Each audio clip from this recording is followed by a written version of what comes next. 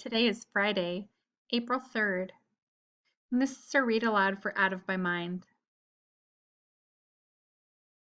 I even take tests now.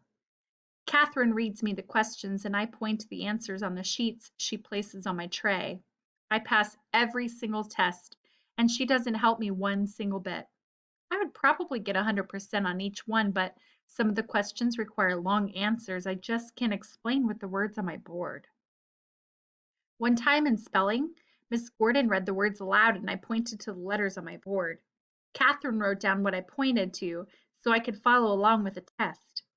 Claire and Molly, who are always watching me, it feels like, began to complain. It's not fair, Claire cried, waving her hand to get Miss Gordon's attention. Catherine cheats for her, Molly added. What is it with these two? It's like they're jealous of me or something, and that's just plain crazy. At the same time, I realized that they actually thought I had it easier. That sure was a first. Last Monday morning, Miss Gordon told the class, as some of you may know, because I do this every year, our long-range fifth grade project this year is our biography unit. We will read the biographies of famous people, do a report on a famous person of your choosing, and each of you will also write your own autobiography. Well, it's got to be short. What can you do in 11 years? Connor, the big kid, shouted out, and everybody laughed. In your case, Connor, Miss Gordon replied, I'm sure you'll think of way too much. Can I do my report on the guy who invented hamburgers? Connor asked, more laughter. I doubt if we know who made the first hamburger, but you can do your report on the person who founded McDonald's. He got rich off hamburgers and fries. Awesome, my kind of dude, Connor said. Rose raised her hand. I love the fact that she's in all my inclusion classes. Miss Gordon, when is all this due? Rose is the type of student who takes all kinds of notes in a bright red spiral planner and never misses a homework assignment. Relax, Rose. We've got until the end of May, and I'll walk you through each segment one step at a time. Tomorrow, we'll talk about how to write your memories. Rose seemed satisfied, but I noticed she scribbled almost a whole page in her notebook. I'd give anything to do that. But working on stuff the teachers in the regular classes assign is just plain awesome. History class is even better than language arts class, even though the teacher, a man named Mr. Dimming, has none of Mrs. Gordon's spark. Balding and pudgy, he's been teaching at the school for over 20 years, and kids say he's never been absent, not even once. Clearly, he loves what he does. His car is always in the parking lot when our bus rolls in, and always there when we leave for the day. He dresses like a TV preacher in three-piece suits with vests most days. I've never seen him without a crisp white shirt and a colorful tie. I wonder if his wife picks them out. Some of them are really sharp. Mr. D loves history. He can quote facts and dates and wars and generals like somebody on a game show. I bet he could win on Jeopardy! The other students don't seem to like Mr. Dimming much. They call him Dimwit Dimming behind his back. I think that's sort of mean because Mr. D is really smart enough to run the quiz team. When Mr. Dimming got to American presidents in class, I rocked. He gave the students a list of presidents and all their vice presidents and told us there would be a test in a week. Catherine read the names to me several times. I've never even heard of some of these men, she admitted to me as we went over the list for the first time. Hannibal Hamlin was Abraham Lincoln's first vice president. Who knew? I memorized them all. When Mr. Dimming gave the test, all I had to do was point to the right answers. He checked to make sure that Catherine wasn't helping me.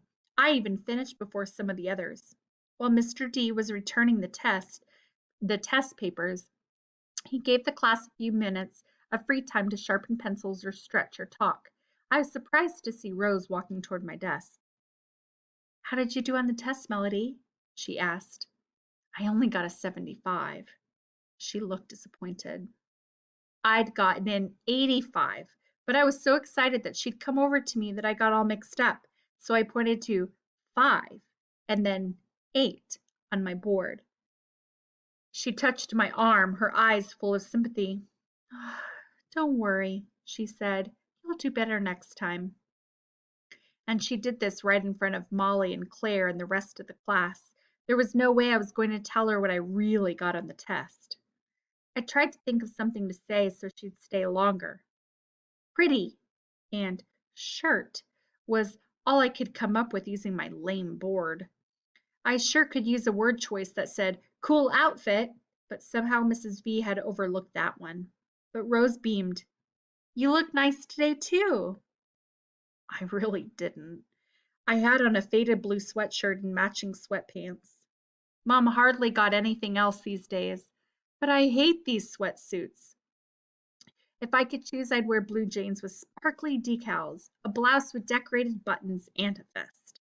But I had no way to tell Rose that, so I just pointed to "thank you." Incredibly, she touched my arm one more time, then she went back to her seat and her friends. Then the bell rang, class was over, and I had to go back to H5. No more inclusion, no more Rose, and 4 more hours of school left. Even Catherine left. She had afternoon classes at the university and hurried to get there on time.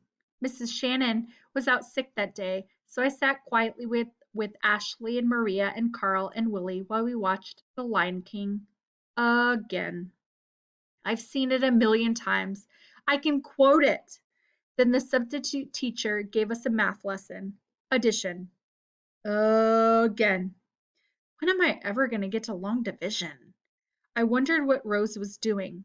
It was a very long afternoon. Chapter 13. "Penny, no!" Mrs. V calls out. Dragging Doodle behind her, Penny has scooted out of Mrs. V's front door and is halfway down the ramp from her porch shouting, "Bye-bye!" from under her green baseball cap.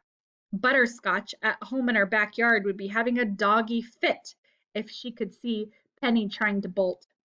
It's one of those early November days that an artist would love. Red bronze leaves, bright gold sunlight, leftover summer. I don't blame Penny for trying to bolt. Mrs. V scoops her up and brings her back to the house.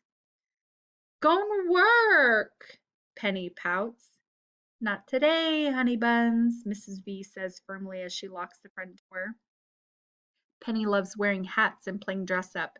Mom rarely buys fancy church lady hats for herself, but for Penny, she'll sometimes pick out a crazy looking straw hat with bows and ribbons and bring it home. At home, Penny spends a crazy amount of time in front of the hall mirror with a couple of Mom's plastic necklaces hanging down almost to her shoes, a purse on each arm, and a hat tilted sideways on her head. "Gotta go work," she'll say with one hand on her hip. Who has she ever seen dressed like that going to work? Mom asks as we all crack up. "She's only 2. I'm not going to be able to afford the kid when she's old enough to go shopping on her own," Dad always says. He snaps every cute pose she makes with his cell phone camera. When Mrs. V sets Penny back down, Penny pokes her lips out, throws Doodle on the floor, and wraps both her arms around her chest. I laugh.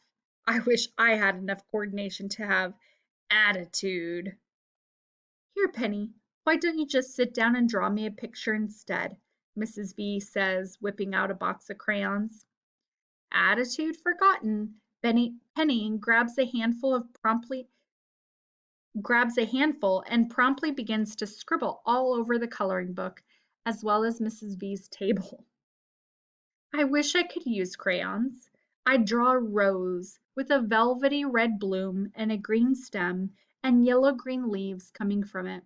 I can see it so clearly in my mind, but of course, when I put a pencil or crayon in my tight little fingers, all I can manage are squiggly lines.